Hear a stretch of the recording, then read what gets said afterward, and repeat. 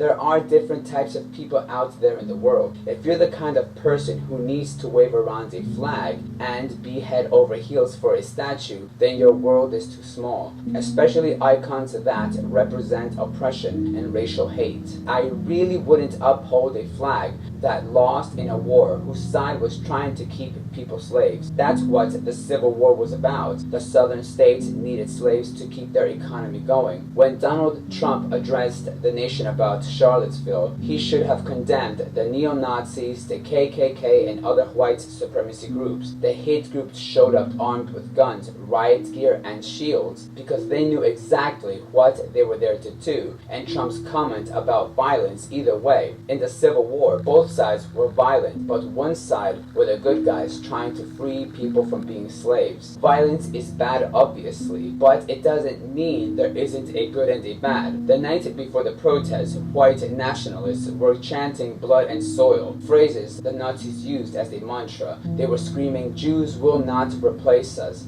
I am Aeon of and of numbers, and this is end of story." And in this video, here are 5 things you should know about the history of the Confederate flag.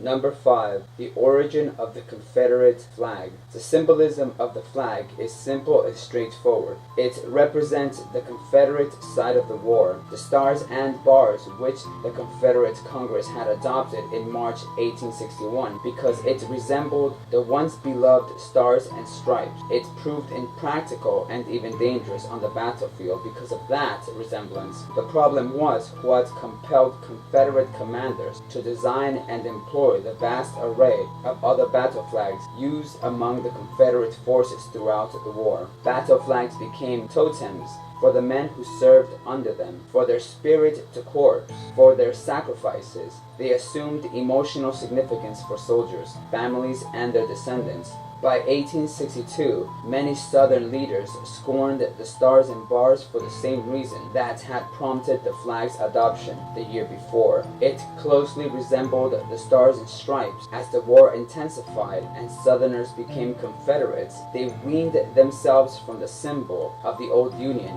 and sought a new symbol that spoke to the Confederacy. Confirmed independence, Lee's stunning victories in 1862 to 63 made his army's battle flag the popular choice as the new national flag. On May 1st, 1863, the Confederacy adopted a flag known as colloquially as the Stainless Banner, featuring ANV battle flag emblazoned on a white field for the remainder of the Confederacy's life. The soldiers' flag was also in effect. The Confederates had dropped the U.S. flag at the time. Number 4. Is the Confederate flag a symbol of oppression, racism, and hate? Today, some Americans still look at the Confederate flag and see the lost way of life of their southern roots. Others look at the same flag and see an offensive racist symbol of oppression, brutality, and white supremacy. The disparity creates a division in this country. But let's look at it for what it is.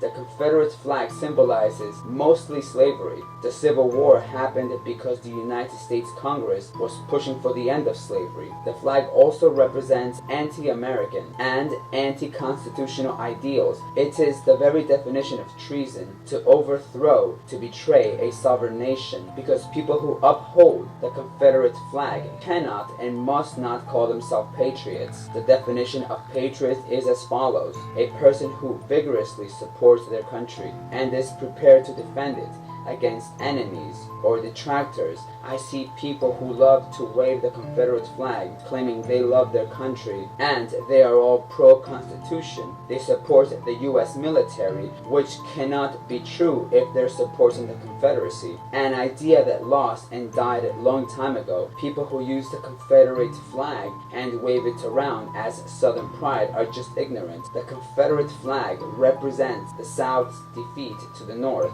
and in that icon, they celebrate how they could not overcome for their self-proclaimed right to control and enslave other human beings, in which they ultimately lost to the United States of America. Number 3. The KKK and the Confederate flag. The KKK's support of the flag is only confirmation of its violent racist past. Decommissioned Confederate soldiers founded the Ku Klux Klan in Tennessee in the 1860s. The group was initially intended as a fraternal social organization. Members were known to play tricks on freed slaves, like pretending to be dead Confederate soldiers raised from the dead.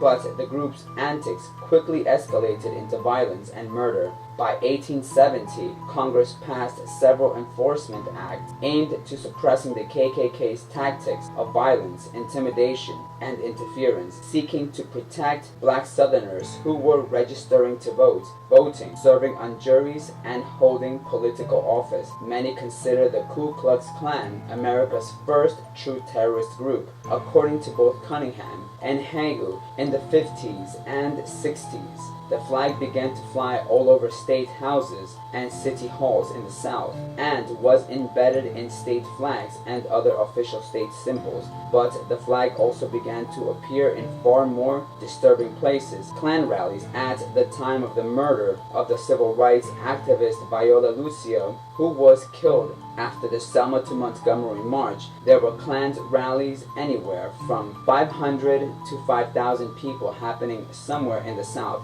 almost every single night, says David Cunningham. In a small town in North Carolina, the Klan celebrated 3 of Lucio's murders. There's footage. Cunningham describes the rally as even mainstream white Southerners widely cheering this murder, and very front and center is the waving of the Confederate flags. He continues, it would be difficult to find any public presence of the Klan during that period that didn't feature multiple Confederate flags. There is a particular brand of Southern life where the flag is used most pronouncedly, says Cunningham. We see the remobilization of the flag during the most pronounced defiance of civil rights. It gets brought out most strongly in times when white supremacy is attacked most directly.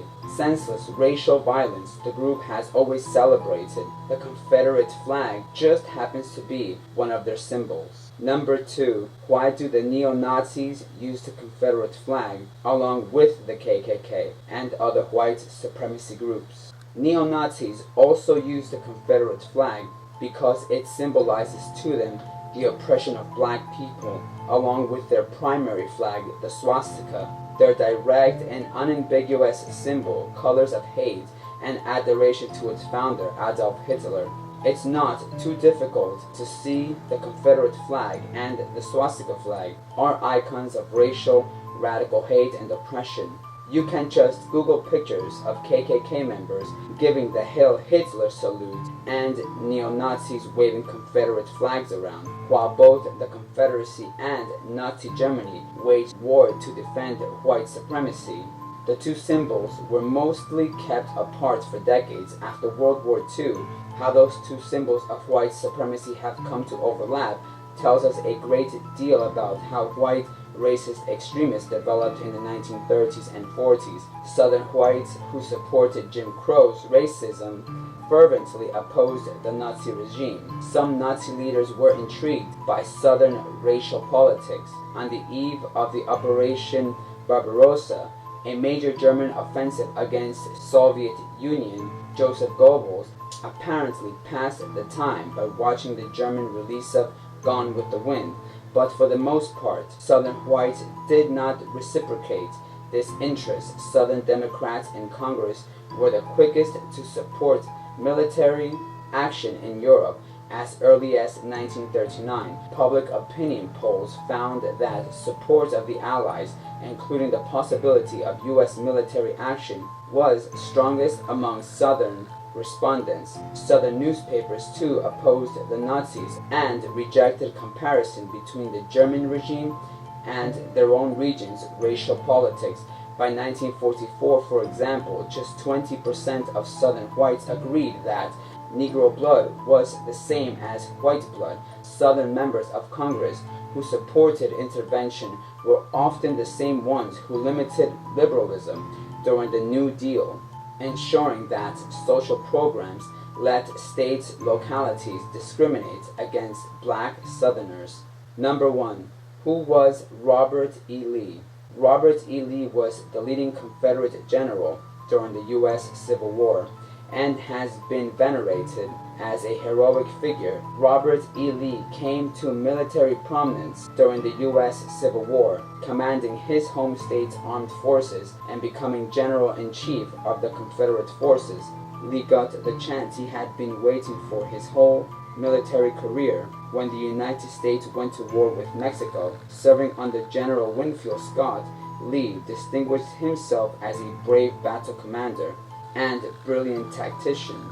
In the aftermath of the U.S. victory over its neighbor, Lee was held up as a hero. Scott showered Lee with particular praise, saying that in the event the U.S. went into another war, the government should consider taking out a life insurance policy on the commander. But Lee's commitment to the Army was suppressed by his commitment to Virginia.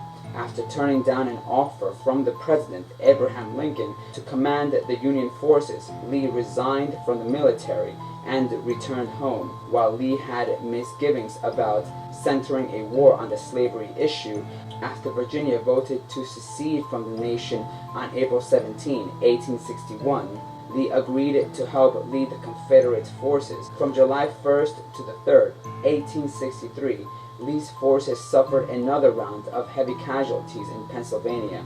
The three-day standoff, known as the Battle of Gettysburg, wiped out a huge chunk of Lee's army, halting his invasion of the North while helping to turn the tide for the Union.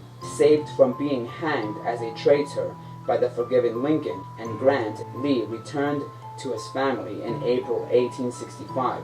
He eventually accepted a job as president of Washington College in Western Virginia and devoted his efforts towards boosting the institution enrollment and financial support. In late September 1870, Lee suffered a massive stroke. He died at his home surrounded by family. On October 12, shortly afterward, Washington College was renamed Washington and Lee University. And that's all the information I have. I am Aeon. Thank you for watching.